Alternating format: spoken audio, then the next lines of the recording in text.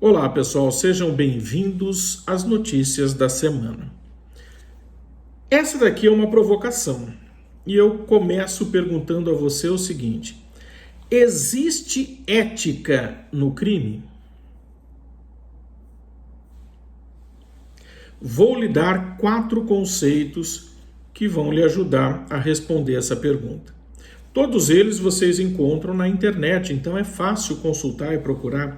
Mas vamos lá. Corrupção. Vamos começar por ele.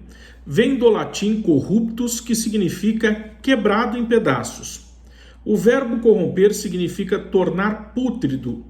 A corrupção pode ser definida como utilização do poder ou autoridade para conseguir obter vantagens e fazer uso do dinheiro público para o seu próprio interesse, de um integrante da família ou amigo. Guarde o conceito. Não menos importante, o conceito de criminalidade. A ocorrência de condutas contrárias aos preceitos legais inibidores da violência, sendo a desobediência direta ou indireta aos ditames legislativos, materializados nas leis penais. Vamos somar uma coisa com a outra e vamos chegar num conceito que o Brasil gosta muito de falar, mas não explica o que significa. Então vamos lá. Criminalidade endêmica. Endemia é uma doença habitual que atinge grande parcela de uma população. Epidemia é uma doença passageira e transitória. A violência que caracteriza a sociedade brasileira desde o seu nascimento, há 500 anos, portanto, não é passageira. Ao contrário, é permanente, duradoura e diária. Em outras palavras, é endêmica. Faz parte do estado da sociedade dominante e assim como da própria população segregada e isolada. Juntar mais um conceito? 4, né? Ética.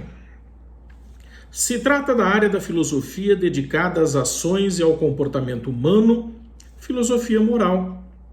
O objeto de estudo da ética são os princípios que orientam, as ações humanas e a capacidade de avaliar essas ações. Se nós chegamos até aqui com esses 4 conceitos, fica fácil de a gente tentar responder a primeira pergunta. Existe ética no crime? Começamos lá em 1946. Em 1946, um senhor de nome Eduard Dreher, Alemanha, ele era um promotor que atuou durante o Holocausto. E esse promotor que se manteve íntegro, entre aspas, assim que nós atingimos 1946, foi alçado ao tribunal com seus pares, outros promotores e juízes de primeira instância, e lá ele fez questão de criar leis, uma com o seu próprio sobrenome, que fazia o seguinte: colocava todos aqueles que trabalhavam no judiciário, que participaram das matanças, na condição de pessoas que recebiam ordens e, portanto, não podiam ser levadas a julgamento ou serem levadas a julgamento. E com isso determinou que a prescrição desses crimes fosse antecipada. E essa lei vigorou na Alemanha até meados de 95. E o mundo inteiro trabalhava exatamente com esse contexto no momento dos julgamentos dos criminosos de guerra, os alemães, beneficiando diversas pessoas em qualquer lugar do mundo, local para onde tivessem fugido. Superado isso, nós temos um caso da maior polêmica ocorrido agora na semana passada, cujos sites noticiam da seguinte forma: STF manda desbloquear bens de Lula retidos pela Operação Lava Jato, em valor estimado superior a 27 milhões. E começou uma guerra exatamente de opiniões a partir daí, E é um desbloqueio lógico, né? Ela é uma consequência lógica da determinação de nulidade dos processos do Lula em virtude da incompetência do senhor Sérgio Moro, juiz que deixou de ser juiz e, portanto, diz o nosso CNJ que ele não pode ser responsabilizado porque não está mais na carreira.